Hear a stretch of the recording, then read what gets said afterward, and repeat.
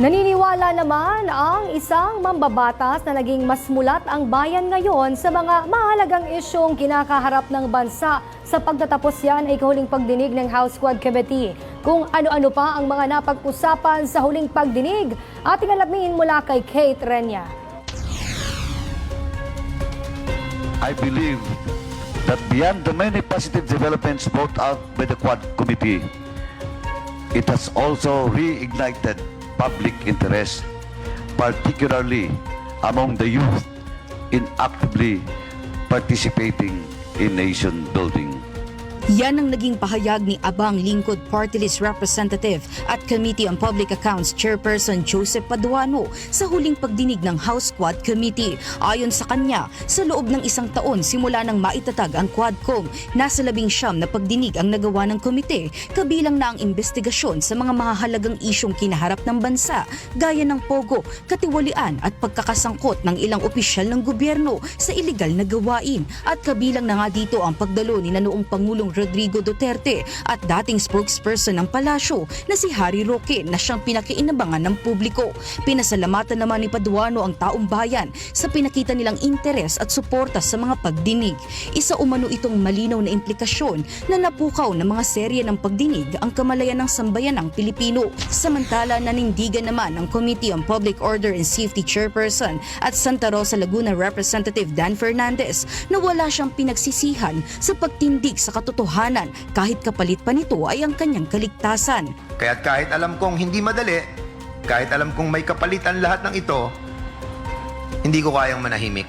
Dagdag pa ni Fernandez, ginagampanan niya lang ang kanyang tungkuling matiyak na hindi magdurusa ang susunod na henerasyon sa naging kakulangan sa aksyon ng pamahalaan.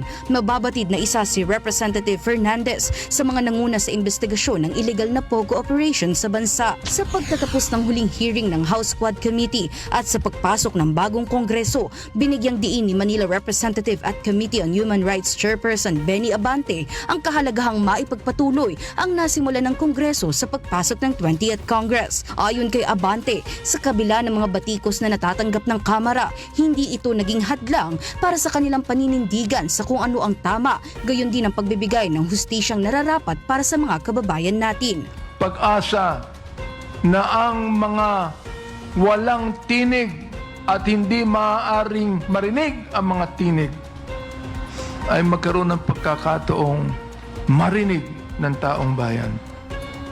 Hope that the guilty will one day answer for their crimes. Hope that justice, though delayed, will not be denied.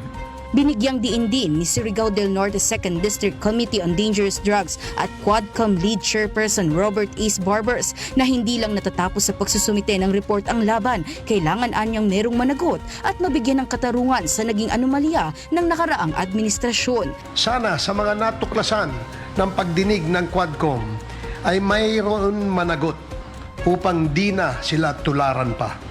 Sana ang mga kinaukulan ay makonsensya at panagutin ang mga naglapastangan sa bayan. Dagdag pa niya, hindi isang pamumulitika ang ginagawang investigasyon ng Quadcom. Ito ay paninindigan para sa katotohanan. Patas ang pagtimbang ng Quadcom sa lahat ng humarap at inihain ng mga ebidensya. Isa lamang ang naging pamantayan ng Quadcom, ang tunay na kapakanan ng bayan. Para sa totoong balita sa Bagong Pilipinas, Kate Renya, Congress News.